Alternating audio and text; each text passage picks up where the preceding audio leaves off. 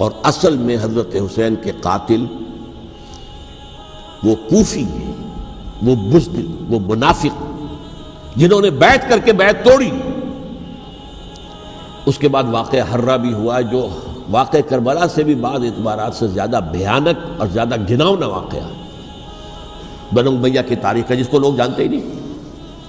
مدینہ کے کچھ لوگوں نے بغاوت کی اور انہوں نے اس کے خلاف فوج بھیجی، اور فوج کو جب مدینہ فتح کر دیا 3 دن کے لیے حلال کر دیا، جو چاہو کرو، یہاں جسے چاہو مارو، جسے چاہو لوٹو، جس کا گھر چاہو برباد کرو، جس عورت کو چاہو ریپ کرو۔ اور یہ مدینہ النبی کے اندر ہوا۔ تو کاٹ کھانے والی ملوکیت کے اندر بہت سے واقعات ہوئے۔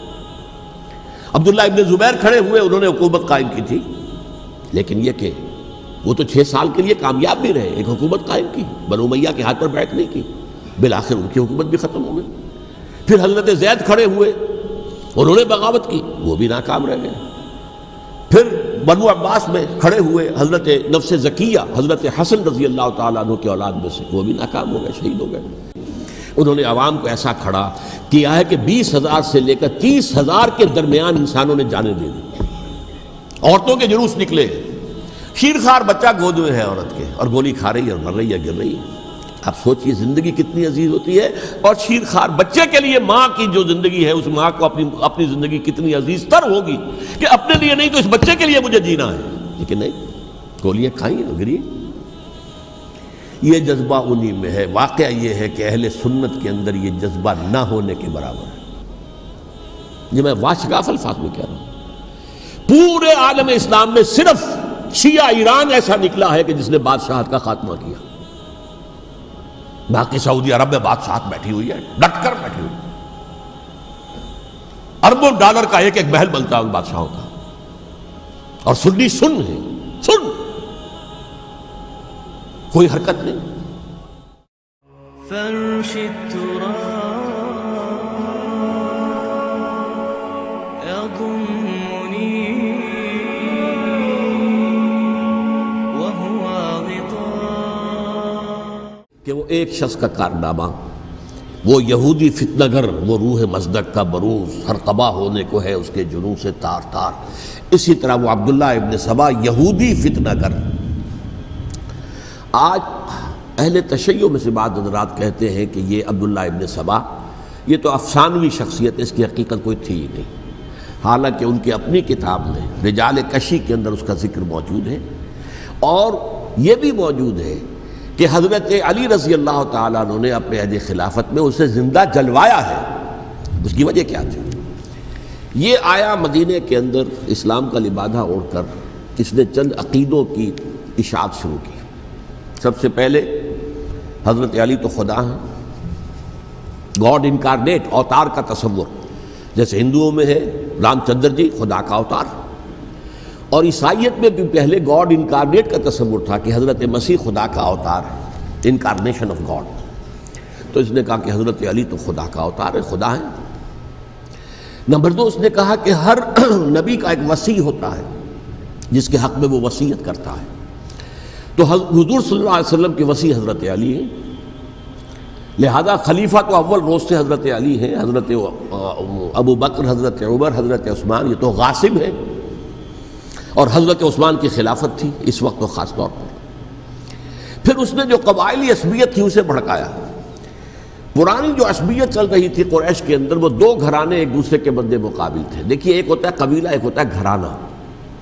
ہمارے پنجاب میں ایک قبیلہ ہے وٹو قبیلہ، اس کے گھرانے بہت سے، مانے کے، لالے کے، فجے کے، شامت کے، یعنی کوئی لالا تھا ان میں سے بڑا، ان کے بیٹے ہو گئے لالے کے، ان کی اولاد، خاندان یہ کہلاتے ہیں۔ قبیلہ ایک، یہ وٹو قبیلہ۔ تو قبیلہ تھا قریش، اس میں گھرانے بہت تھے، بنو ہاشم، بنو امیہ، بنو تیم، بنو عدی، یہ بہت سے گھرانے تھے۔ تو چوٹی کے 2 گھرانے جو تھے وہ بنو ہاشم اور بنو امیہ، ان کے درمیان چپقلش تھی، مقابلہ، مسابقت، اور یہ مسابقت فی الخیر بھی ہوتی تھی۔ اگر انہوں نے غریبوں کو کھانے کھلائے ہیں تو ہم ان سے بڑھ کر کھلائیں گے، اگر وہ حاجیوں کی خدمت کرتے ہیں تو ہم ان سے بڑھ کر کریں گے۔ تو ان کے اندر یہ مسابقت الخیر بھی تھی، لیکن چپقلش تھی کہ کوئی ہم سے آگے نہ نکل جائے، وہ سمجھتا تھا وہ آگے نہ نکل جائے۔ اس شخص نے اس پرانی عصبیت کو تازہ کیا کہ حضور تو بنو ہاشم میں سے تھے، لہذا خلافت حق ہے بنو ہاشم کا، یہ غاصب ہے۔ اس سے پہلے دو خلفاء جو تھے وہ نہ بنو ہاشم سے تھے نہ بنو امیہ سے تھے۔ حضرت ابوبکر بنو تیم میں سے تھے، چھوٹا قبیلہ تھا۔ حضرت عمر بنی عدی میں سے تھے، وہ بھی چھوٹا قبیلہ تھا۔ یہ حضرت عثمان پہلے خلیفہ جو بنو امیہ میں سے تھے، جن کی پرانی چپقلش بنو ہاشم سے تھی، اب اس کو موقع مل گیا کہ پرانی قبائلی عصبیت کو بھڑکائے۔ یہ ہے اصل میں اس فتنے کا پس منظر عبداللہ ابن سبا نے جو آ کر پھیلایا ہے، اور اس کی تفصیل میں اس وقت میں نہیں جا سکتا، کیسے یہ فتنہ پروان چڑھا، کیا انہوں نے اسٹریٹجی اختیار کی، کہ یہ کیا کرتے تھے، گروہ بنا کر بھیجتے تھے لوگوں کو، کوفے میں جاؤ تو وہاں پر دمشق کے گورنر کے خلاف اور مصر کے گورنر کے خلاف الزامات لگاؤ، اس نے یہ کیا، وہ غبن کر گیا، وہ یہ کر گیا، وہ خیانت کر رہا ہے، وہ رشتہ داروں کو پال رہا ہے، اور عثمان کے خلاف بھی تقریریں کرو رضی اللہ تعالیٰ عنہ۔ دمشق میں جاؤ تو کوفے کے گورنر کے خلاف، کیونکہ دمشق کے گورنر کے خلاف بات کرو گے تو لوگوں کو معلوم ہوگا کہ یہ جھوٹ بول رہے ہیں، لیکن یہ کہ وہاں تو تم بات کرو کوفے کے گورنر کے خلاف اور مصر کے گورنر کے خلاف اور حضرت عثمان کے خلاف۔ مصر میں جاؤ تو بات کرو کوفے کے اور شام کے گورنر کے خلاف اور حضرت عثمان کے خلاف۔ یہ انہوں نے ایسا اٹھایا، اور اس زمانے میں آپ کو معلوم ہے ذرائع رسل و رسائل تھے نہیں، نہ اس فتنے کی پتہ چل سکا جب تک کہ وہ فتنہ جو ہے پوری طرح برگ و بار لا کر تراور درخت نہیں بن گیا۔ اس کے نتیجے میں حضرت عثمان رضی اللہ تعالیٰ عنہ شہید ہوئے، اور خلیفہ پھر حضرت علی رضی اللہ تعالیٰ عنہ کو انہی سوائیوں نے، جنہوں نے گھیراؤ کیا تھا، جنہوں نے حضرت عثمان کو شہید کیا ہے، یہی حضرت علی رضی اللہ تعالیٰ عنہ کے ارد گرد ہوئے۔ اور حضرت علی رضی اللہ تعالیٰ عنہ بھی نہیں چاہتے تھے خلافت کی بیعت لینا، لیکن آخر کیا کرتے؟ کیا وہ امت کو بغیر خلیفہ کے چھوڑ دیتے؟ حضرت زبیر سے کہا گیا، انہوں نے نہیں مانا، رد کر دی بات۔ حضرت طلحہ سے کہا گیا، انہوں نے نہیں مانا۔ حضرت علی سے کہا گیا، اب عشرہ مبشرہ میں سے یہی تو تھے نا، لہذا انہوں نے تسلیم کر لیا، خلافت ہو گئی۔ لیکن اس کے بعد جو خانہ جنگی ہوئی ہے، اس خانہ جنگی کے نتیجے میں نوٹ کر لیجئے کہ 1,00,000 کے قریب مسلمان ایک دوسرے کی تلواروں اور نیزوں اور برچھیوں اور تیروں سے ختم ہو گئے، ہلاک ہو گئے۔ یہ ہماری تاریخ کا تاریک ترین باب ہے۔ 5 سال، 4.5 سال حضرت علی کی خلافت کے، اور 6 مہینے حضرت حسن کی خلافت کے رضی اللہ تعالیٰ عنہ۔ اس سے کیا ہوا کہ ایک طرف تو اسلام کی جو توسیع ہو رہی تھی، تھمتا نہ تھا کسی سے سیل رواں ہمارا، وہ سیلاب رک گیا، انٹرنل سیبوٹاج ہو گئی نا، اب تو اندر ہی آپس ہی میں اگر دست و گریبان ہو گئے تو باہر اب کیا توسیع کرتے ہیں، وہ توسیع کا عمل رک گیا۔ اور یوں سمجھیے کہ جیسے ٹرک اگر کبھی چل رہا ہو، بھرا ہوا ہو، لوڈڈ، اور وہ چڑھائی چڑھ رہا ہو، تو اگر کہیں موشن ٹوٹ جائے، ٹرک کو رکنا پڑے، تو ڈرائیور کے جان پر بن جاتی، اس لیے کہ اس کو دوبارہ سٹارٹ کرنا، اور جبکہ وہ چڑھائی پر ہے، انکلائن پر ہے، آسان کام نہیں ہوتا، خطرہ ہوتا ہے وہ پیچھے جو ہے وہ نہ جائے۔ اور پہاڑی علاقوں میں آپ کو معلوم ہے ذرا پیچھے چلے جانے کا مطلب جو ہے بہت خطرناک جو ہے نتیجہ نکل سکتا ہے۔ بہرحال حضرت علی رضی اللہ تعالیٰ عنہ نے اپنے خلافت میں ایک کام یہ کیا، اب اس کی کیا مصلحتیں تھیں یہ تو انہی کے علم میں ہوگا، ہم قیاس کر سکتے ہیں، میں اس میں نہیں جانا چاہتا۔ ابھی تک خلافت کا مرکز تھا مدینہ منورہ، حضرت ابوبکر، حضرت عمر، حضرت عثمان، وہیں جہاں حضور صلی اللہ علیہ وسلم رہے تھے اور جہاں پر کہ حضور مدفون تھے۔ لیکن حضرت علی نے اپنا مرکز جو ہے وہ کوفہ بنا دیا۔ اچھا، اس کی ایک ظاہری وجہ یہ سمجھ میں آتی ہے کہ اسلام کا جو پھیلاؤ ہو گیا تھا، وہ سلطنت اتنی وسیع ہو گئی تھی کہ مدینہ منورہ بہت جنوب میں اور بڑے صحرا کو عبور کر کے جانا ہوتا تھا۔ کوفہ جبکہ ایسی مقام پر تھا کہ جہاں سے مشرقی راستہ جا رہا ہے ایران کو، عراق کے اندر تو ہے وہ شہر کوفہ، اور پھر ایران اور خراسان اور ہندوستان کو راستہ جا رہا ہے، وہیں سے شمال کی طرف جا رہا ہے، شام کی طرف اور ترکی کی طرف، اور وہاں سے پھر یہ کہ مغربی افریقہ کو بھی کنٹرول کرنا، جو شمالی افریقہ کو، وہ بھی آسان تھا۔ بہرحال حضرت علی نے کوفہ کو اپنا مرکز بنایا، اور نتیجہ یہ ہوا کہ سبائیوں کا بھی مرکز وہی بن گیا، چونکہ انہوں نے اپنے آپ کو گردا گرد رکھا حضرت علی کے رضی اللہ تعالیٰ عنہ۔ اب ظاہر بات ہے کسی پرٹیکولر پرسن کے خلاف تو کوئی مقدمہ موجود تھا نہیں، بلکہ جب جنگ جمل ہو رہی تھی، ابھی جنگ نہیں ہوئی تھی، حضرت عائشہ، حضرت طلحہ، حضرت زبیر وہ لے کر آئے تھے ایک لشکر اس مطالبے کے لیے کہ حضرت عثمان کے قاتلوں کو سزا دی جائے، قصاص لیا جائے۔ حضرت علی رضی اللہ تعالیٰ عنہ سے گفت و شنید ہو رہی تھی، حضرت علی جو ہے اس پر آمادہ ہو گئے کہ ٹھیک ہے، میں جو بھی قاتلین عثمان ہیں ان کو گرفتار کر کے سزا دوں گا۔ عین اسی وقت کوفے کی مسجد کے اندر جو ہے 10,000 کا مجمع کھڑا ہو گیا، ہم سب قاتل عثمان ہیں، لو ہم سے بدلہ کہاں سے لوگے۔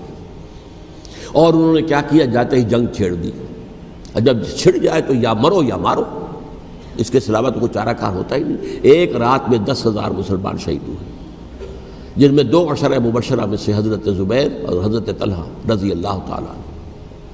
تو یہ صورت تھی، سبائیوں نے گھیراؤ کیا حضرت علی کا رضی اللہ تعالیٰ۔ حضرت معاویہ دعوے دار نہیں تھے خلافت کے، قطعاً نہیں، ان کا صرف ایک دعویٰ تھا، اور وہ یہ تھا کہ عثمان کے قاتلوں کو گرفتار کرو، یا خود سزا دو یا ہمارے حوالے کرو، ہم اس سے قصاص لیں گے۔ اس لیے کہ قبیلہ بنو امیہ کا تھا، اور حضرت امیر معاویہ بنو امیہ میں سے، تو ایک خاندانی طور پر جو ہے ہم قصاص لیں گے ان سے جنہوں نے قتل کیا ہے حضرت عثمان کو۔ لیکن یہاں ظاہر بات ہے کہ حضرت علی رضی اللہ تعالیٰ عنہ کی طرف سے مطالبہ یہ ہوتا تھا، تم پہلے میری بیعت کرو، میرے ہاتھ مضبوط کرو تاکہ میں ان کے خلاف کوئی اقدام کر سکوں۔ لیکن انہیں یہ اندازہ تھا کہ اگر میں نے بیعت کی تو ظاہر بات ہے کہ حضرت علی تک پہنچنے سے پہلے مجھے گردن اڑا دیں گے یہ لوگ، اس لیے کہ سبائی جو ہے وہ آپ کو گھیرے ہوئے۔ بہرحال ایک عجیب الجھاؤ، ایک ڈائلیما تھا جس کی وجہ سے یہ جنگ چلتی رہی، اور حضرت علی رضی اللہ تعالیٰ عنہ کو انہی کے شیعان علی ہی کے اندر سے وہ جماعت علیحدہ ہوئی تھی جس کو ہم خوارج کے نام سے جانتے ہیں، اور ایک خارجی ملجم ابن ملجم ہی نے حضرت علی کو شہید کیا رضی اللہ تعالیٰ عنہ۔ پھر حضرت حسن رضی اللہ تعالیٰ عنہ، اب دیکھیے کس قدر صحیح بات تھی جو حضرت علی رضی اللہ تعالیٰ عنہ نے فرمائی جب ان سے کہا گیا کہ کیا ہم آپ کے بیٹے حسن کے ہاتھ پر بیعت کر لیں رضی اللہ تعالیٰ عنہ۔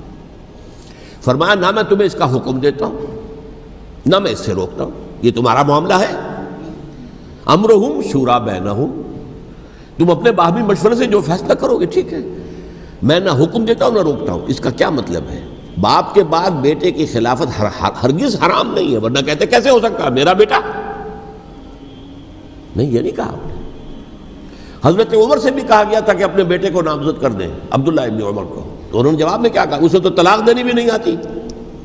انہوں نے اپنی کسی زوجہ کو طلاق دی تھی، اور اس میں جو صحیح ترین طریقہ ہے وہ اختیار نہیں کیا تھا، انہیں طلاق دینی تک نہیں آتی تو میں اسے خلیفہ بنا دوں۔ یہ نہیں کہا تھا کہ باپ کے بعد بیٹا خلیفہ نہیں ہو سکتا، یہ تو نہیں تھا، کہیں حرام نہیں ہے، نہ کتاب و سنت میں، نہ کوئی حدیث ہے، نہ کہیں قرآن مجید میں۔ تو حضرت علی نے بھی فرمایا رضی اللہ تعالیٰ، نہ میں روکتا ہوں نہ حکم دیتا ہوں، یہ تمہارا اپنا معاملہ ہے۔ بہرحال حضرت حسن رضی اللہ تعالیٰ عنہ نے حضرت امیر معاویہ سے صلح کر لی، خلافت ان کے سپرد کر دی۔ دیکھیے میں حضرت ابوبکر، حضرت عمر، حضرت عثمان، حضرت علی کے ساتھ حضرت حسن کے دور خلافت کو بھی خلافت راشدہ میں سے سمجھتا ہوں، اور تبھی 30 سال پورے ہوتے ہیں اس حدیث کے مطابق کہ حضور نے فرمایا خلافت 30 برس رہے گی، پھر ملوکیت آ جائے گی۔ تو حضرت حسن کا بہت بڑا کارنامہ یہ ہے کہ اس خانہ جنگی کا دروازہ بند کر دیا، اور یہ پیشن گوئی تھی حضور کی صلی اللہ علیہ وسلم حضرت حسن کو، جب بچے تھے حضور کے انتقال سے پہلے، میرا یہ بیٹا مسلمانوں کے 2 گروہوں میں صلح کرائے گا، یہ حضور کی پیشن گوئی تھی، اور وہ پیشن گوئی حضرت حسن کے علم میں بھی ہوگی یقیناً۔ بہرحال انہوں نے صلح کی حضرت امیر معاویہ کے ساتھ رضی اللہ تعالیٰ عنہ، خلافت ان کے حوالے کر دی، اور کچھ شرائط تھیں طے ہو گئی، اللہ خیر صلی اللہ۔ حضور کی تو یہ پیشن گوئی جو ہے صحیح ثابت ہوئی کہ میرا یہ بیٹا مسلمانوں کے 2 بڑے گروہوں کے درمیان صلح کرا دے گا، اور سبائیوں نے انہیں تانے دیے، یا عار المومنین، اے مومنوں کے لیے موجب عار، موجب شرم، تم نے بزدلی دکھائی ہے، تم نے امیر معاویہ کو خلیفہ تسلیم کر لیا، تم نے بزدلی دکھائی، معاذ اللہ ثم معاذ اللہ ثم معاذ اللہ۔ اب میں کچھ باتیں حضرت امیر معاویہ کے بارے میں کہنا چاہتا ہوں، اس لیے کہ وہاں اس میں نے حضرت معاویہ کے بارے میں یہ تو بہت شدت کے ساتھ کہا تھا، اور میں اب بھی اس پر قائم ہوں اور پوری طریقے سے قائم ہوں۔ میرا مستقل موقف یہی ہے کہ حضرت معاویہ رضی اللہ تعالیٰ عنہ کے دور خلافت کو ہم خلافت راشدہ میں شامل نہیں سمجھتے، اہل سنت میں سے کوئی بھی نہیں سمجھتا. لیکن اس کے ساتھ میں نے حضرت امیر معاویہ کے کچھ مناقب بھی بیان کیے تھے تاکہ پلڑا جو ہے ترازو کا اس کے دونوں پلڑے سامنے آ جائیں. لیکن یہ کہ وہ حصہ میرے اس بیان کا نکال دیا گیا، ختم کر دیا گیا. یہ میں نہیں جانتا کہ اس میں کیا مصلحت دیکھی گئی ہے. اس میں تو کسی کے لیے کوئی معاملہ ایسا نہیں تھا کسی کے جذبات کو جو ہے وہ ٹھیس پہنچانے والا. کیونکہ میں نے کہا وہ خلیفہ راشد نہیں تھے، صاف میں نے کہا، بلکہ وہ دور ملوکیت کا آغاز ان سے ہو گیا ہے. بلکہ جب ایک صاحب نے یہ کہا کہ کربلا کے بعد سے دور ملوکیت آ رہی تھی تو میں نے کہا نہیں جناب، دور ملوکیت تو 20 سال پہلے پوری ہو چکی تھی، شروع ہو چکی تھی. حضرت امیر معاویہ کے بھی 20 سال جو ہے وہ دور ملوکیت میں شمار ہوتے ہیں. انہیں کسرى العرب بھی کہا گیا، عرب کے کسریٰ، جو شہنشاہ ایران کا خطاب تھا حضرت معاویہ رضی اللہ تعالیٰ عنہ کو کسرى العرب کہا گیا، عرب کا کسریٰ یہ. لیکن دوسری طرف یہ ہے کہ وہ صحابی رسول ہیں رضی اللہ تعالیٰ، حضور کے برادر نسبتی بھی ہیں، حضور کے سالے ہیں. ان کی ہمشیرہ ام حبیبہ حضور کی زوجہ محترمہ ہیں، ام المومنین ہیں، ام حبیبہ رضی اللہ تعالیٰ عنہ. پھر کس قدر معتمد علیہ تھے حضور کے کہ کاتبان وحی میں شامل تھے. وحی کی کتابت کرنے والے چند لوگ تھے جنہیں کہ حضور کہتے تھے کہ اب یہ آیت لکھ لو. ان میں سے ایک امیر معاویہ بھی رضی اللہ تعالیٰ. تو بڑے توازن کی ضرورت ہے. دیکھیے صحابہ کرام کا جہاں تک تعلق ہے، اہل سنت کا موقف یہ ہے کہ صحابہ تو کلہم عدول، صحابہ سب کے سب نیک نیت ہیں اور ان کی روایت جو ہے قبول کی جائے گی، رد نہیں کی جائے گی، ان پر کوئی جرح و تعدیل نہیں ہوگی. اس لیے کہ ان کا تزکیہ محمد الرسول اللہ صلی اللہ علیہ وسلم نے کیا تھا. لہٰذا یہ تو ہو سکتا ہے کہ کسی صحابی سے کوئی خطا ہو جائے، لیکن وہ خطا اجتہادی ہوگی، نیت کی خطا نہیں ہوگی، نیت کی غلطی نہیں ہوگی. اگر کسی صحابی کی نیت پر حملہ کیا جائے تو یہ اصل میں طعن ہے، حملہ ہے حضور پر کہ وہ تربیت دے نہیں سکے اپنے ساتھیوں کو. معاذ اللہ ثم معاذ اللہ ثم معاذ اللہ، وہ تزکیہ کر ہی نہیں سکے. 3 جگہ جو قرآن میں آیا ہے یتلو علیہم آیاتہ ویزکیہم، تو کیا تزکیہ کیا؟ اگر ان کے قریب ترین ساتھی جو تھے، اگر ان کے اندر بھی بدنیتی تھی اور دنیا کی طلب تھی اور دنیا کے اندر اقتدار حاصل کرنے کا جذبہ تھا تو پھر کیا تزکیہ کیا؟ معاذ اللہ ثم معاذ اللہ. لہذا صحابہ سب کے سب عدول ہیں اور ان سے اختلاف ممکن ہے، لیکن ان کی نیت پر حملہ نہیں ہو سکتا. تو حضرت امیر معاویہ کی شخصیت ایک چیز ہے، آپ کا دور خلافت دوسری چیز ہے. شخصیت کے اعتبار سے صحابی رسول ہیں، برادر نسبتی ہیں حضور کے صلی اللہ علیہ وسلم. اور پھر یہ کہ اس قدر معتمد علیہ ہے صحابہ میں سے کہ وہ کاتبان وحی، یہ عام آدمی کے کرنے کا کام نہیں تھا جو وحی کی کتابت کرے، اللہ کے کلام کی. البتہ یہ ہے کہ جیسا کہ میں نے عرض کیا ان کا دور خلافت راشدہ نہیں ہے، وہ ملوکیت کا دور ہے. یہ میں نے جیسا کہ عرض کیا، میں نے ایک صاحب نے جب یہ کہا کہ ملوکیت شروع ہو رہی تھی، میں نے کہا شروع نہیں ہو رہی تھی، ملوکیت تو 20 سال پہلے شروع ہو چکی تھی. اسی طریقے سے ایک صاحب نے کہا تھا کہ اسلام کو قائم کرنے کے لیے حضرت حسین میدان میں آئے. میں نے کہا یہ بھی غلط ہے، اسلام تو 60 سال پہلے قائم ہو چکا تھا. نبی اکرم صلی اللہ علیہ وسلم کے دست مبارک سے اسلام قائم ہو گیا. جاء الحق وزهق الباطل ان الباطل کان زهوقا. پھر 30 برس تک وہ کامل شکل کے اندر قائم رہا. تو اسلام جو ہے وہ جو ہے در حقیقت اب قائم کرنے والی بات نہیں تھی. البتہ اس کے اندر زوال شروع ہو گیا تھا. اس زوال کے عمل کو روکنے کے لیے حضرت حسین میدان میں آئے. یہ ایک چیز کو صحیح تاریخی پرسپیکٹو میں رکھنا. تو جس طرح سے دین کو قائم کرنے کے لیے دیکھیے قائم تو کیا محمد رسول اللہ صلی اللہ علیہ وسلم والذین معہ رضی اللہ تعالیٰ عنہ، انہوں نے کیا تھا. ہاں اب جو ہے وہ اپنی اس شاندار حیثیت سے نیچے گرنے لگا تھا. وہ میں بعد میں عرض کروں گا کہ میں نے اسے کیا عرض کیا تھا کہ یہ اس زوال کو روکنے کے لیے کسی طریقے سے یہ اپنی اصل حقیقت میں قائم رہے. یہ حضرت حسین رضی اللہ تعالیٰ عنہ کے سعی تھے. اچھا، حضرت امیر معاویہ کے جو 20 سال ہیں وہ پورے امن، سکون، اطمینان، کوئی جھگڑا، کوئی فساد، کوئی اختلاف، کوئی باہمی خاندانی، کچھ نہیں. 20 سال. یہ بھی تاریخ کی بڑی چشم کشا حقیقت ہے جو عام طور پر لوگوں کے علم میں نہیں ہے. سبائی بھی دبکے رہے. حضرت امیر معاویہ کی حکومت اتنی مضبوط تھی، کنٹرول، کہ ان کو کچھ سر اٹھانے کا موقع نہیں ملا. موجود تھے، دبکے رہے. جیسا کہ میں نے کہا ریولوشن کے آخری مرحلے پر آ کر جو مخالفین ہیں وہ دب جاتے ہیں کہ پھر دیکھیں گے موقع ملے گا تو پھر لیں گے ان سے حساب کتاب۔ 20 سال رہے ہیں پورے امن کے، 10 سال کے بعد یعنی درمیان میں ہے حضرت امیر معاویہ کا عہد خلافت۔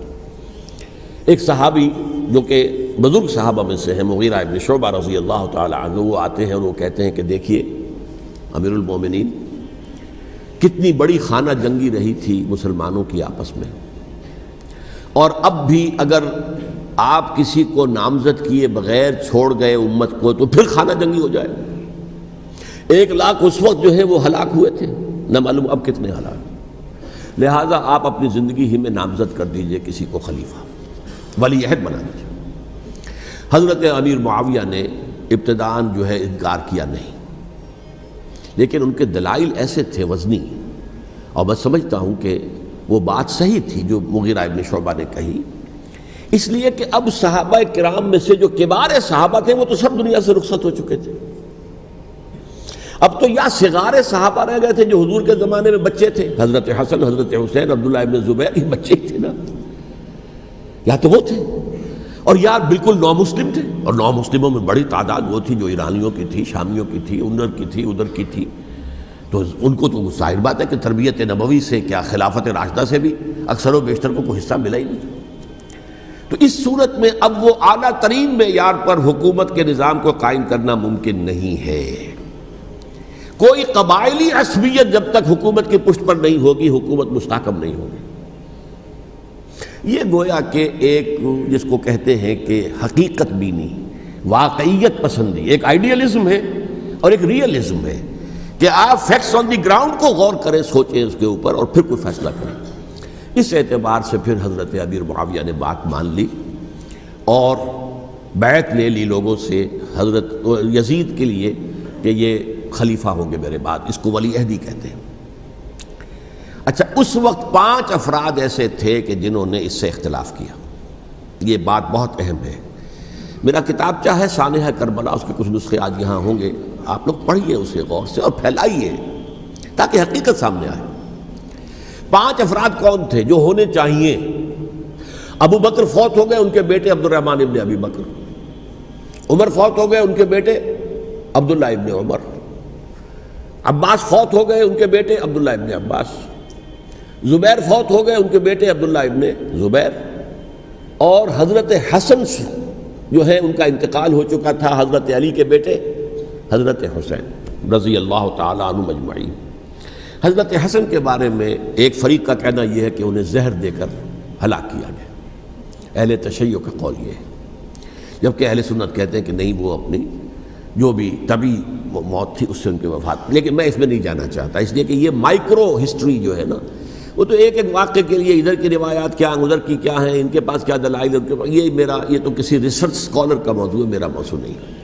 لیکن بہرحال یہ 5 حضرات تھے جنہوں نے ولی عہدی کی بیعت نہیں کی، لیکن حضرت معاویہ اتنے حلیم الطبع انسان تھے، انہوں نے جبر نہیں کیا، کوئی تشدد نہیں کیا۔ ٹھیک ہے، ولی عہدی کی بیعت نہیں کر رہے، کوئی بات نہیں، میری بیعت تو کی ہوئی ہے نا، ابھی تو میں زندہ ہوں، بات ختم ہو گئی، میری بیعت کو تو نہیں توڑا انہوں نے، فسخ بیعت نہیں کی۔ اس اعتبار سے انہوں نے نہ کوئی تشدد کیا، نہ جبر کیا، نہ کوئی مواخذہ کیا۔ لیکن جب امیر معاویہ کا انتقال ہو گیا، اب ولی عہدی کی بجائے وہ اب خلافت کی بیعت ہوئی، سب لوگوں نے بیعت کر لی۔ ان 5 میں سے ایک فوت ہو چکے تھے، حضرت عبد الرحمن ابن ابی بکر فوت ہو چکے رضی اللہ تعالی۔ 4 تھے، ان 4 میں ایک اختلاف ہوا۔ 2 کی رائے یہ تھی، عبداللہ ابن عمر، عبداللہ ابن عباس، کہ اگرچہ یہ کام غلط ہوا ہے، اسلام کی روح کے منافی ہوا ہے، یہ بادشاہت کی بنیاد پڑ رہی ہے، لیکن یہ بات ایسی نہیں ہے کہ اس کی بنا پر ہم خانہ جنگی شروع کروا دیں، امت کے اندر خون خرابہ کروائیں، فساد کروائیں۔ لہذا انہوں نے بیعت کر لی۔ اب کوئی اگر یہ کہے معاذ اللہ کہ وہ بک گئے تھے یزید کے ہاتھ میں، معاذ اللہ ثم معاذ اللہ، وہی بات آپ اختلاف کر سکتے ہیں کہ انہیں نہیں کرنی چاہیے تھی، یہ کوئی رائے رکھے، مجھے اختلاف نہیں، لیکن ان کی نیت پر حملہ کریں گے تو حملہ محمد رسول اللہ پر ہوگا صلی اللہ علیہ وسلم۔ عبداللہ ابن عمر کون ہیں؟ کتنی حدیثیں ان سے جو ہے وہ منقول ہیں، عبداللہ ابن عباس کون ہے؟ جنہیں حضور نے جو ہے جن کے لیے دعا کی تھی، اے اللہ فقہہ فی الدین وعلمہ التاویل، اے اللہ اس نوجوان کو دین کا فہم عطا کر اور قرآن کی تعویل اور تفسیر کا علم عطا کر۔ حبر الامہ کہلاتے ہیں۔ وہ کہیں پیسوں اور ٹکوں کے عوض بک جانے والے نہیں تھے، انہوں نے امت کی مصلحت دیکھی، نیت جو ہے اس پر حملہ نہ کیجیے، البتہ اختلاف کا حق آپ کو حاصل ہے۔ دو حضرات جو ہے ڈٹے رہے کہ نہیں، ہمیں کم وٹ میں ریزسٹ کرنا ہے۔ عبداللہ ابن زبیر عمر کے اعتبار سے وہ بڑے ہیں، مسلمانوں میں سب سے پہلے ولادت مدینے میں جا کر جو ہوئی ہے وہ عبداللہ ابن زبیر کی ہوئی ہے۔ ہجرت کر کے جب مہاجرین وہاں پہنچے، کچھ عرصے تک کسی کے ہاں کوئی اولاد نہیں ہوئی، تو لوگوں نے تانے دینے شروع کر دیے کہ معلوم ہوتا ہے کہ یہاں آ کر یہ مکے کے رہنے والے جو ہیں کمزور ہو گئے ہیں، ان کے ہاں اولاد ہی نہیں ہو رہی۔ پھر عبداللہ ابن زبیر کی ولادت ہوئی ہے، یہ حضرت ابو بکر کے نواسے ہیں، حضور کی زوجہ محترمہ حضرت عائشہ کی بہن حضرت دیکھیے ابھی نام نکل گیا ہے جی، حضرت اسماء رضی اللہ تعالی عنہا عنہما، یہ ان کے صاحبزادے ہیں، حضرت زبیر کے بیٹے۔ ان کا فیصلہ ہوا کہ ہمیں ریزسٹ کرنا ہے کم وقت میں، ایٹ اینی کاسٹ۔ حضرت حسین ابن علی رضی اللہ تعالی عنہما کا بھی فیصلہ ہوا کہ ہمیں ریزسٹ کرنا ہے کم وقت میں۔ البتہ ان میں بھی ایک اختلاف ہو گیا، یعنی یہ دو تو جڑے رہے، ان دو میں اختلاف ہو گیا۔ عبداللہ ابن زبیر کا کہنا یہ تھا کہ ہمیں حجاز میں رہنا چاہیے، یہ سرزمین ہے جس میں نبوت کی برکات سب سے زیادہ ہیں، یہاں ہم مضبوط قلعے کے اندر ہیں، ہمیں یہاں سے جو ہے ریزسٹ کرنا چاہیے اور ختم کرنا چاہیے اس نظام کے اندر جو خرابی آ گئی اس کو۔ حضرت حسین رضی اللہ تعالیٰ عنہ کے پاس خطوط کا تانتا بنا ہوا تھا، کوفے سے لوگ خط لکھ رہے تھے، آئیے آئیے آئیے، ہم آپ کے ہاتھ پر بیعت کریں گے، ہم آپ کے ہاتھ پر بیعت کریں گے، ہم آپ کے ہاتھ پر بیعت کریں گے۔ یہی وہ کوفہ جو حضرت علی کا دارالخلافہ رہا تھا اور جو پھر سبائیت کا گڑھ بن گیا تھا۔ چنانچہ حضرت حسین نے حضرت مسلم بن عقیل کو بھیجا وہاں پر کہ میرے نمائندے کی حیثیت سے جا کر وہاں پر بیعت لو۔ 10-12 ہزار افراد نے بیعت کر لی، لیکن اس کے بعد یزید کی طرف سے گورنر بنا کے بھیجا گیا ابن زیاد کو۔ ابن زیاد نے آ کر جو تشدد کیا اور سختی کی تو سب کے سب بیعت توڑ کر اور سب منحرف ہو گئے۔ مخلصین تو وہ تھے نہیں، الکوفی لایوفی، کوفی جو ہے وہ تو کوئی وعدہ وفا کرنے والا ہوتا ہی نہیں، بیعت توڑ دی۔ فمن نقص فانما ينقص على نفسه، بیعت کے بعد بیعت توڑ دینا بہت بڑا گناہ ہے، توڑ دی۔ ادھر اطلاع مل گئی حضرت حسین کو، چل چکے تھے وہ، راستے میں تھے کہ وہاں تو مسلم بن عقیل شہید ہو گئے اور سب لوگوں نے بیعت توڑ دی۔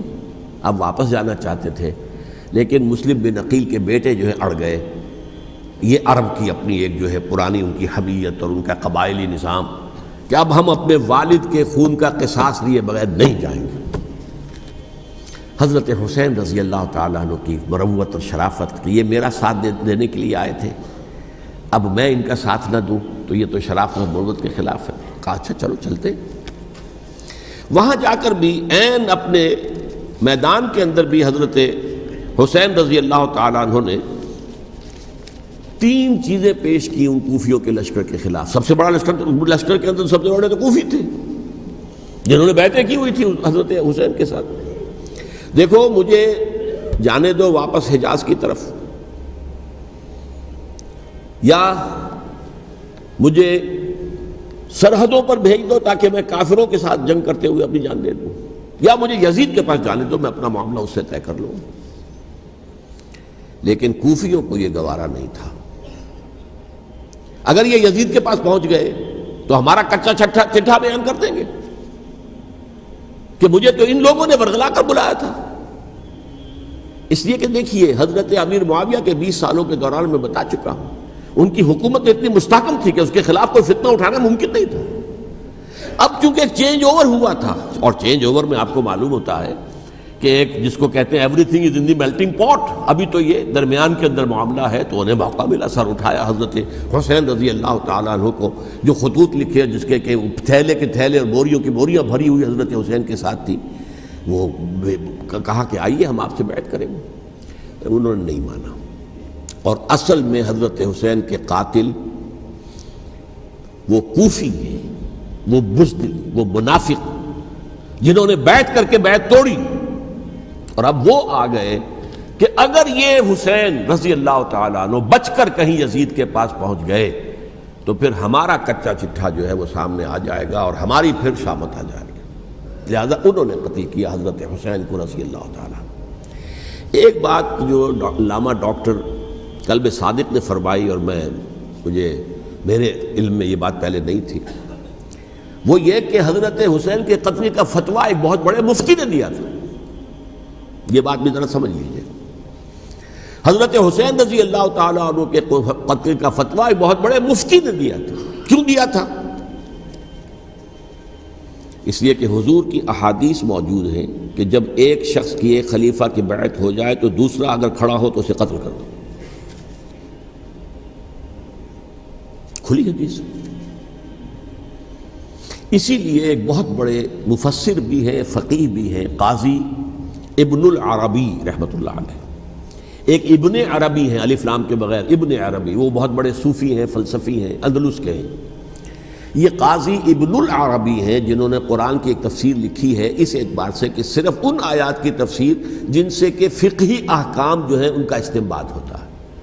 یہ دو تفسیریں اس طور سے لکھی گئی ہیں قرآن مجید کی، احکام القرآن ان کا نام ہے دونوں کا، جن میں سے ایک جو ہے قاضی ابن العربی کی ہے۔ ان کا ایک جملہ نقل ہوتا ہے، قتل الحسین بسیف جدہ، حسین قتل ہو گئے اپنے ہی نانا کی تلوار سے۔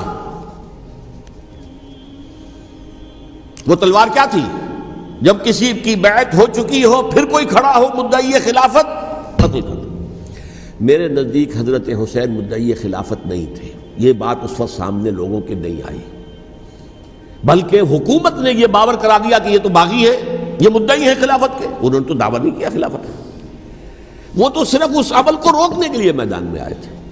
اور اس بات کو اچھی طرح سمجھ لیجئے کہ اس وقت تک یہ جو تصور آج ہمارے پاس ہے کہ ریاست علیحدہ ہے، حکومت علیحدہ ہے، state of Pakistan, we are loyal to the state of Pakistan, ہم ریاست پاکستان کے وفادار ہیں، گورنمنٹ آف پاکستان کے وفادار نہیں ہیں۔ We are not loyal to the government. Government تو کبھی بے نظیر کی تھی، ہم اس کے خلاف تحریک چلا رہے تھے، یا کبھی کسی اور کی تھی اس کے خلاف تحریک چل رہی ہے، یا کبھی ضیاء الحق کی تھی اس کے خلاف تحریک چل رہی ہے۔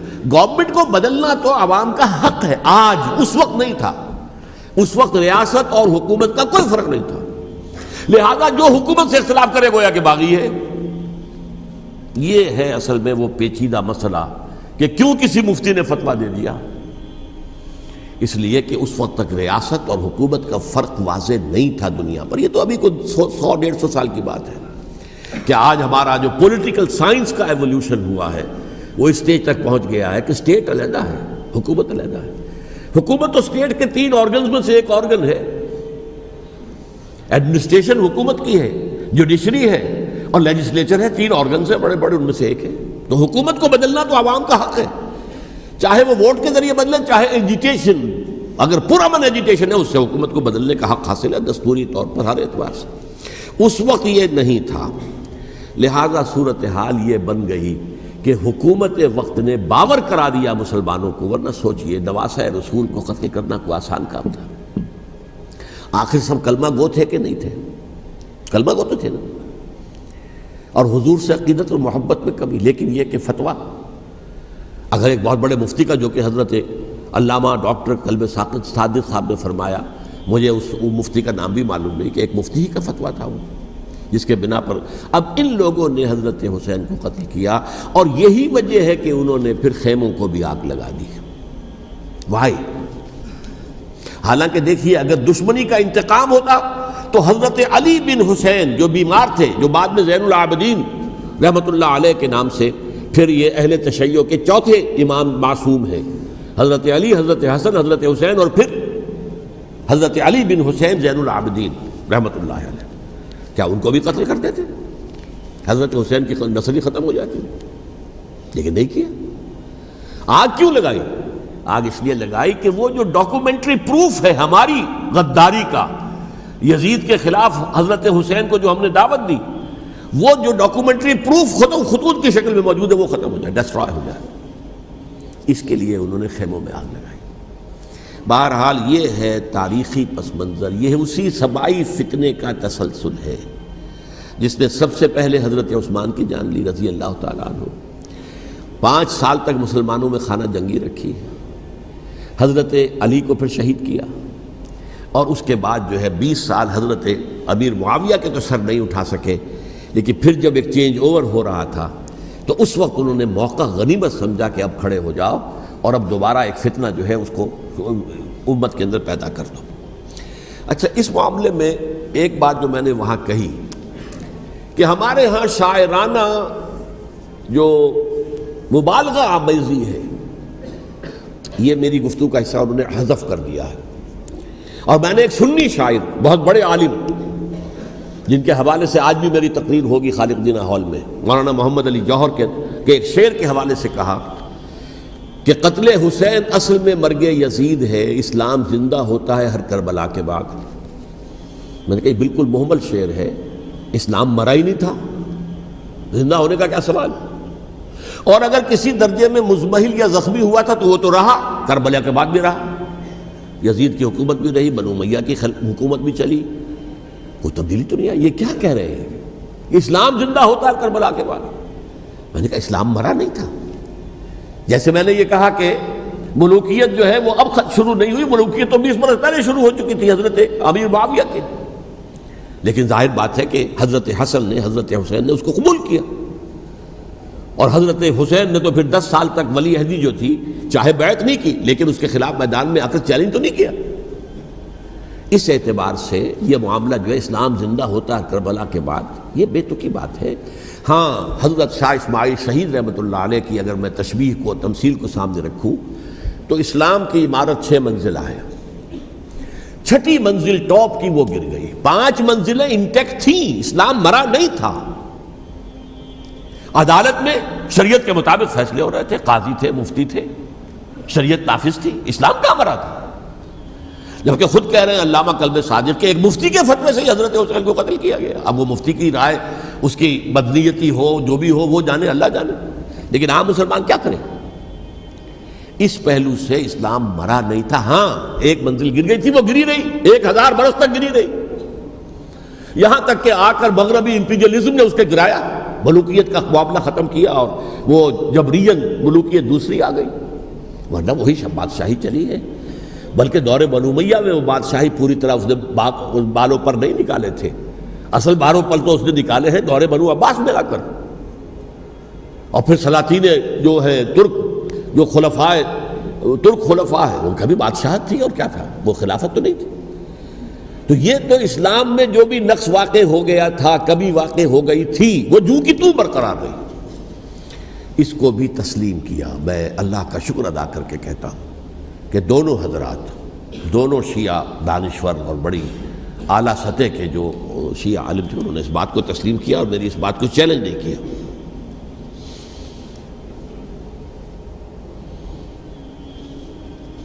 اصل میں تیسری بات میں نے یہ کہی کہ دیکھیے حضرت حسین رضی اللہ تعالی عنہ کی اس شہادت کے بعد،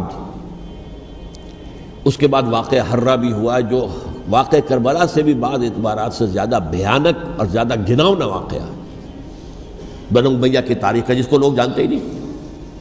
مدینہ کے کچھ لوگوں نے بغاوت کی اور انہوں نے اس کے خلاف فوج بھیجی، اور فوج کو جب مدینہ فتح کر لیا، 3 دن کے لیے حلال کر دیا، جو چاہو کرو، یہاں جسے چاہو مارو، جسے چاہو لوٹو، جس کا گھر چاہو برباد کرو، جس عورت کو چاہو ریپ کرو. اور یہ مدینہ النبی کے اندر ہوا. تو کاٹ کھانے والی ملوکیت کے اندر بہت سے واقعات ہوئے. عبداللہ ابن زبیر کھڑے ہوئے، انہوں نے حکومت قائم کی تھی، لیکن یہ کہ وہ تو 6 سال کے لیے کامیاب بھی رہے، ایک حکومت قائم کی، بنو امیہ کے ہاتھ پر بیعت نہیں کی، بالآخر ان کی حکومت بھی ختم ہو گئی. پھر حضرت زید کھڑے ہوئے، انہوں نے بغاوت کی، وہ بھی ناکام رہ گئے. پھر بنو عباس میں کھڑے ہوئے حضرت نفس زکیہ، حضرت حسن رضی اللہ تعالیٰ عنہ کے اولاد میں سے، وہ بھی ناکام ہو گئے، شہید ہو گئے. پھر یہ سمجھ لیا گیا کہ اب یہ جہاں تک 6ٹھی منزل ہے وہ تو دوبارہ تعمیر نہیں ہو سکتی. یہ تو جس کی لاٹھی اس کی بھینس، جس کے پاس طاقت ہوگی اس کی حکومت ہوگی، جس کا قبیلہ زیادہ قوی ہوگا، جس قبیلے میں زیادہ عصبیت ہوگی، مضبوط ہوگا، متحد ہوگا، طاقتور ہوگا، اسی کی حکومت ہوگی. البتہ اس کے نیچے لوگوں کے اخلاق کی اصلاح کرو، صوفیاء کرام نے وہ کام اپنے ذمے لیا، اور بالکل وہی کام ہے کہ جو ائمہ اہل بیت کرتے رہے۔ حضرت حسن کی اولاد میں پھر حضرت علی بن حسین رضی اللہ تعالی، حضرت حسین کی اولاد میں پھر امام محمد باقر، امام محمد جعفر صادق، اور اس کے بعد بھی 5 اور، کسی نے بغاوت نہیں کی۔ جیسے علماء کرام کام کر رہے تھے اور جیسے صوفیاء کرام کام کر رہے تھے، ایسے ہی وہ مسلمانوں کی علمی تربیت، روحانی تربیت و تزکیہ کر رہے تھے۔ کسی نے حکومت کو چیلنج نہیں کیا۔ نوٹ کر لیجیے اس بات کو۔ حضرت علی نے بھی چیلنج نہیں کیا تھا، حضرت حسن نے چیلنج نہیں کیا، خود صلح کر لی۔ تو ائمہ اہل بیت جو 12 یہ گنتے ہیں، جن میں سے آخری جو ہے حضرت مہدی کو تو ابھی ظاہر ہونا ہے، ان کے عقیدے کے مطابق وہ روح پوش ہیں، وہ ظاہر ہوں گے، لیکن 11 حضرات کے بارے میں یہ کہ حضرت حسین کے سوا کسی نے بھی چیلنج نہیں کیا وقت کے نظام میں، اور حضرت حسین نے بھی اس مغالطے پر کیا کہ کوفی ساتھ دیں گے، اور یہ موقع ہے کہ یہ جو 6ٹھی منزل اسلام کی گر گئی ہے اسے دوبارہ تعمیر کر دیا جائے۔ انہوں نے خلافت کا دعویٰ نہیں کیا تھا، یہ انہیں عوام کو مغالطے میں مبتلا کیا گیا کہ یہ خلافت کا مدعی ہو کر سامنے آیا۔ جیسا کہ میں نے آپ سے کہا تھا، امیر معاویہ نے حضرت علی کے عہد خلافت میں کبھی خلافت کا دعویٰ نہیں کیا، مدعی خلافت نہیں تھے وہ تو یہ کہتے تھے کہ قاتلان حسین جو ہے، قاتلان عثمان کو سزا دو، قصاص دو، بس۔ اسی طرح حضرت حسین نے بھی، اب دیکھیے اس ضمن میں اس میں کوئی شک نہیں ہے، حضرت حسین رضی اللہ تعالی عنہ کی جو شہادت ہوئی ہے، ان کے ساتھیوں کی، اعزاء و اقارب کی، تاریخ انسانی میں یہ عزم، ہمت، شجاعت، مثابرت، صبر، استقلال، استقامت، اس کی بہت روشن مثال ہے، بہت روشن مثال ہے، بہت روشن مثال ہے، لیکن اس سے تاریخ کی رفتار پر کوئی اثر نہیں پڑا۔ وہ جو ملوکیت آ گئی تھی وہ اور گہری سے گہری ہوتی چلی گئی۔ واقعہ کربلا کے بعد تو واقعہ ہررا ہوا، میں نے گنوا دیا، اس سے زیادہ تو میرے خیال میں کہ اور ہمارے لیے لائق شرم جو ہے کوئی واقعہ ہے ہی نہیں اس پہلو سے۔ لیکن حضرت حسین کا ایک، اب ان کو یہ کہ میں، مطلب یہ کہ اگر میں ان کے ہاتھ پر بیعت کر لیتا ہوں، جو کہ اس وقت سامنے موجود تھے، کہ یزید کی بیعت تمہارے ہاتھ پر کرتا ہوں، تو گویا کہ اپنے آپ کو سرنڈر کر دیتے۔ وہی خطرہ جو امیر معاویہ کو تھا کہ مجھے وہ تو پہنچنے بھی نہیں دیں گے علی تک رضی اللہ تعالیٰ عنہ، اور مجھے پہلے ہی شہید کر دیں گے، یہی خطرہ حسین کو تھا رضی اللہ تعالیٰ عنہ کہ مجھے یزید تک پہنچنے نہیں دیں گے، پہلے ہی قتل کر دیں گے۔ اور ویسے بھی یہ ایک شرافت، مروت اور حمیت اور غیرت اور عزت نفس کا تقاضا بھی تھا کہ بھائی معاملہ ہے یزید کا، میرا مجھے وہاں جانے دو، اللہ اللہ خرسلہ، یو کین اسکورٹ می، میرے دائیں بائیں چلو تاکہ میں کہیں اور بھاگ نہ جاؤں تمہارے خیال میں، مجھے وہاں پہنچا دو، میں وہاں پہ جا کے اسے معاملہ کر لوں۔ لیکن انہوں نے قتل کیا، اصل قاتلان کوفی، وہی سبائی۔ البتہ یہ ہے کہ اس واقعے کی جو یادگار ہے، اس میں کوئی شک نہیں ہے کہ اس نے مسلمانوں میں سے ایک گروہ کے دل میں قربانی اور شہادت کا جذبہ بہت پیدا کیا، اس میں کوئی شک نہیں۔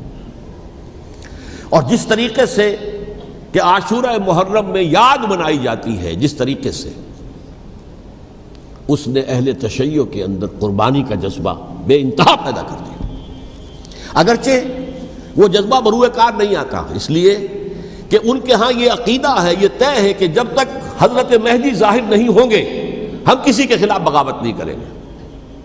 یہ پوری تاریخ میں ان کا معاملہ رہا، تمام جو ہے ائمہ اہل بیت کا معاملہ رہا، جب تک مہدی نہیں آتے keep sitting and keep waiting, wait and see, that's all. یہ تو خمینی صاحب نے کیا ہے، آیت اللہ خمینی صاحب نے، کہ انہوں نے یہ ایران کے شیعوں کو باور کرایا کہ بھائی جب آئیں گے حضرت مہدی آ جائیں گے، لیکن ہم اب ہاتھ پر ہاتھ رکھ کر بیٹھے رہیں، باطل کو چیلنج بھی نہ کریں، ہمیں کچھ تو کرنا چاہیے، وہ ہاتھ پاؤں ہلانے چاہیے، اور کچھ نہیں تو مہدی کا راستہ جو ہے صاف کرنا چاہیے، تمہید کرنی چاہیے، ان کے راستہ ہموار کیا جائے۔ تو یہ ان کی بڑی عظمت ہے آیت اللہ خمینی صاحب کی کہ اہل تشیع ایران کے جو ہے ان سے انہوں نے یہ بات منوا لی کہ ہم بالکل انرٹ نہیں بیٹھے رہیں گے، بلکہ اب انہیں نائب امام قرار دے کر اور ولایت فقیہ کے فلسفے کے حوالے سے یہ دو چیزیں ان کی جو ہیں بنیادی فلسفے کی ہیں، وہ اس وقت میرا موضوع نہیں ہے۔ انہوں نے عوام کو ایسا کھڑا کیا ہے کہ 20,000 سے لے کر 30,000 کے درمیان انسانوں نے جانیں دے دی، عورتوں کے جلوس نکلے، شیرخوار بچہ گود میں ہے عورت کے، اور گولی کھا رہی ہے اور مر رہی ہے، گر رہی ہے۔ آپ سوچئے زندگی کتنی عزیز ہوتی ہے، اور شیرخوار بچے کے لیے ماں کی جو زندگی ہے، اس ماں کو اپنی زندگی کتنی عزیز تر ہوگی کہ اپنے لیے نہیں تو اس بچے کے لیے مجھے جینا ہے، لیکن نہیں، گولیاں کھائیں اور گری۔ یہ جذبہ انہی میں ہے۔ واقعہ یہ ہے کہ اہل سنت کے اندر یہ جذبہ نہ ہونے کے برابر ہے۔ یہ میں واشگاف الفاظ میں کہہ رہا ہوں۔ پورے عالم اسلام میں صرف شیعہ ایران ایسا نکلا ہے کہ جس نے بادشاہت کا خاتمہ کیا، باقی سعودی عرب میں بادشاہت بیٹھی ہوئی ہے، ڈٹ کر بیٹھی ہوئی، اربوں ڈالر کا ایک ایک محل بنتا ہے ان بادشاہوں کا، اور سنی سن ہے، سن، کوئی حرکت نہیں۔ وہ تو اب جو حرکت ہو رہی ہے وہ اینٹی امریکن حرکت ہے جو ہو رہی ہے، وہ در حقیقت وہ مسئلہ بالکل دوسرا ہے جو اس وقت ہو رہا ہے، لیکن یہ کہ عالم اسلام میں کوئی تحریک ایسے نہیں اٹھی۔ یہ اہل تشیع میں ہے، جو بالکل استثنائی بات ہے کہ انہوں نے جو ہے ایک ایسا بادشاہ جس کو کہا جاتا تھا کہ اس کا جو اسلحہ خانہ ہے وہ ایشیا میں سب سے بڑا اسلحہ خانہ ہے، جو 2500 سالہ پرانی جو ایک عظمت تھی ایران کی، اس کو دوبارہ تازہ اور زندہ کرنا چاہتا تھا۔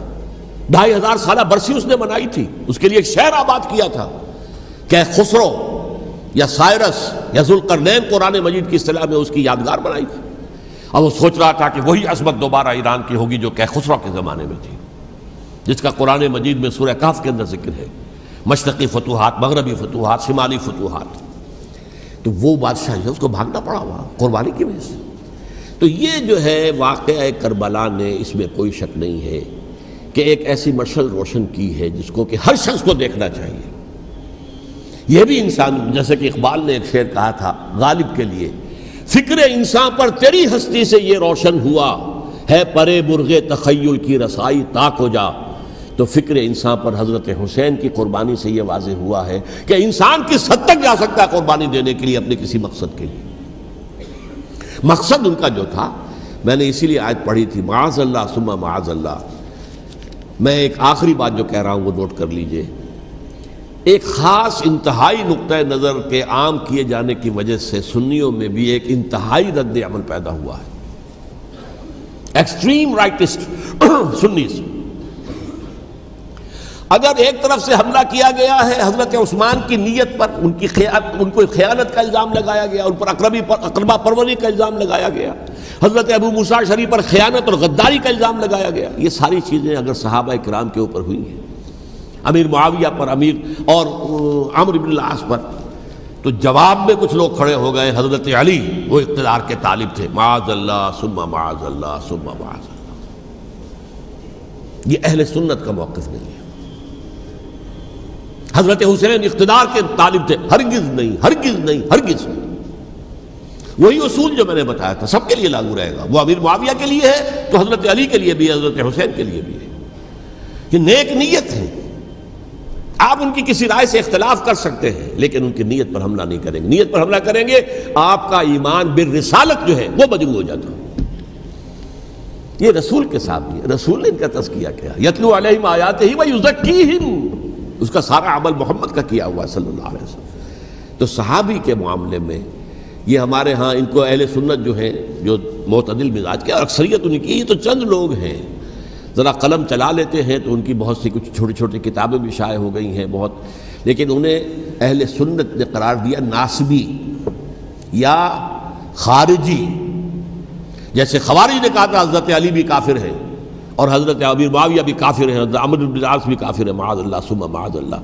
ایسے ہی کچھ لوگ حضرت حسین پر بھی الزام لگاتے ہیں کہ اقتدار کی ہوس اور طلب کے اندر انہوں نے یہ سارا سفر کیا تھا، اور بس یہ ہے کہ وہ جو بازی تھی وہ ہار گئے۔ اللہ اللہ خیر صلی اللہ، اس سے آگے کیا ہے معاملہ؟ نہیں، معاذ اللہ ثم معاذ اللہ۔ اسی لیے میں نے آیت آج جو پڑھی تھی ایک اور جو بہت بظاہر آپ کو معلوم ہوئی ہوگی، غیر متعلق ہے میرے آج کے عنوان سے، تلک الدار الآخرۃ نجعلھا للذین لا یریدون علوا فی الارض ولا فسادا۔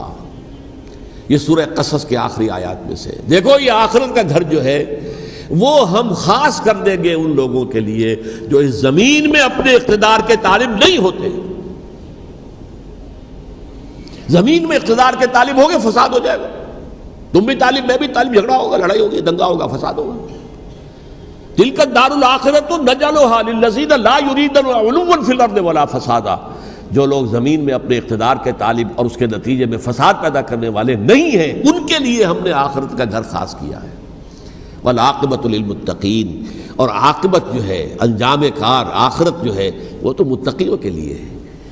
اسی میں آئیں گے سب صحابہ کرام، خواہ وہ حضرت علی ہیں رضی اللہ تعالیٰ عنہ، اور خواہ وہ حضرت امیر معاویہ ہیں، حضرت عثمان ہیں رضی اللہ تعالیٰ عنہما، خواہ حضرت حسن ہیں، حضرت حسین ہیں رضی اللہ تعالیٰ عنہما، خواہ عبداللہ ابن زبیر ہیں، خواہ عبداللہ ابن عباس ہیں، خواہ عبداللہ ابن عمر ہیں رضی اللہ تعالیٰ عنہم اجمعین.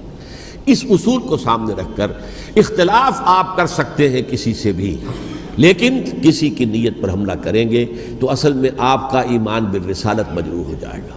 علی کو نبی اکرم صلی اللہ علیہ وسلم نے اپنا نائب بنا کر چھوڑا تھا جب غزوہ تبوک میں جا رہے تھے مدینے میں. حضرت علی نے کہا بھی کہ مجھے آپ عورتوں کے ساتھ بٹھا کے جا رہے ہیں. فرمایا تمہارا مقام میرے ساتھ وہی ہے جو موسیٰ کے ساتھ ہارون کا تھا. ہارون کو چھوڑ کر گئے تھے نا یہودیوں کے پاس جب گئے تھے تورات لینے کے لیے، تو تمہارا وہی مقام ہے میرے ساتھ. تو یہ حضرت علی ہے رضی اللہ، ان کے بارے میں میرا، ان کی کیا عظمت میری نگاہ میں. تو یہ 3 کتابچے ہیں، مجھے نہیں معلوم تیسرا یہاں ہے یا نہیں ہے. بہرحال آپ لوگوں کو ریکمینڈ کر رہا ہوں کہ ان کا مطالعہ کریں. اب یہ کہ آخری بات یہ کہ اصل ہمارے کرنے کا کام کیا ہے. دیکھیے کیوں نہیں کیا کسی نے بھی خروج کا معاملہ، وہ میں واضح کر چکا ہوں. بغاوت نہیں کی، کیوں؟ ایک تو ریاست اور حکومت میں فرق نہیں تھا. ذرا کھڑا ہو اور وہ باغی قرار پائیں گے، واجب القتل ہو جائیں گے، فتوے کی زد میں آ جائیں گے. یہ معاملہ تھا. اور دوسرے یہ کہ عمارت پوری گری نہیں تھی، ایک منزل گری تھی نا. آج ہم کہاں کھڑے ہیں؟ پوری عمارت گری ہوئی ہے. نہ شرعی عدالتیں ہیں، نہ شرعی فیصلے ہیں، نہ احکام الہی نافذ ہیں، نہ حدود اور قصاص کے معاملات، کچھ بھی نہیں. ہمارا فرض کیا ہے؟ حضرت حسین کی مدح کرتے رہیے، تعریف کرتے رہیے، صحابہ کرام کی مدح کرتے رہیے، مدح صحابہ، اس کے لیے مجلسیں قائم ہو رہی.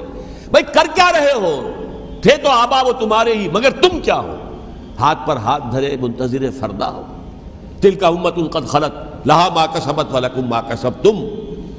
وہ تو ایک امت تھی جو چلی گئی، اللہ کے ہاں پہنچ گئے. جو کچھ انہوں نے کمایا وہ ان کے لیے، تمہارے لیے نہیں ہے. تمہارے لیے وہ ہوگا جو تم کماؤ گے. ہمارے لیے راستہ اب یہی ہے کہ خلافت راشدہ کے مکمل نظام کو اثر نو قائم کرنے کے لیے منہج انقلاب نبوی کو اختیار کریں. میری کتاب اس پر، کیسٹس اس پر، آڈیو کیسٹس، ویڈیو کیسٹ، سی ڈیز، نہ معلوم ڈی وی ڈی، سب کچھ موجود. سیرت النبی پر تو میں عرض کر چکا ہوں. فلسفہ سیرت النبی سمجھنا ہے تو میری کتاب پڑھیے، ورنہ سیرت النبی آپ پڑھ لیں گے، واقعات معلوم ہو جائیں گے، فلسفہ سیرت سامنے نہیں آئے. اس کا آپ مطالعہ کریں گے میری کتاب سے. اور دوسرے یہ کہ یہ خلافت قائم کرنے کے لیے جو جد و جہد ہم کر رہے ہیں، تحریک خلافت پاکستان جس کا میں داعی ہوں ادنا سا، وہ تنظیم نہیں ہے، میں اس کا امیر نہیں، وہ ایک تحریک ہے. جیسے تحریک پاکستان کہلاتی تھی جس کی تنظیم تھی مسلم لیگ، پارٹی کا نام مسلم لیگ تھا، لیکن تحریک پاکستان. اس طرح تحریک خلافت پاکستان وہ ہم نے چلائی ہے تنظیم اسلامی کے تحت. یہ خلافت جب پہلی چلی تھی آج سے 84 سال قبل، نومبر 1921 میں خالق دینہ ہال میں وہ مقدمہ چلا تھا، جس کے نتیجے میں بڑے بڑے جو لیڈر تھے ہمارے، مولانا محمد علی جوہر اور مولانا حسین مدنی اور مولانا ابوالکلام آزاد، ان سب کو 2 سال کی قید کی سزا سنائی گئی تھی. بغاوت، مقدمہ بغاوت، یہ خالق دینہ ہال. اسی میں سن 91 یا 92 میں نے 3 دن تقریریں کی تھیں، جن میں آج سے پھر میں 3 تقریریں کرنے والا ہوں. ایک آج شام کو، ایک کل شام کو رات 9 بجے، آج بھی کل بھی، ایک پرسوں اتوار کی صبح کو 10 بجے ہے کیا 11 بجے.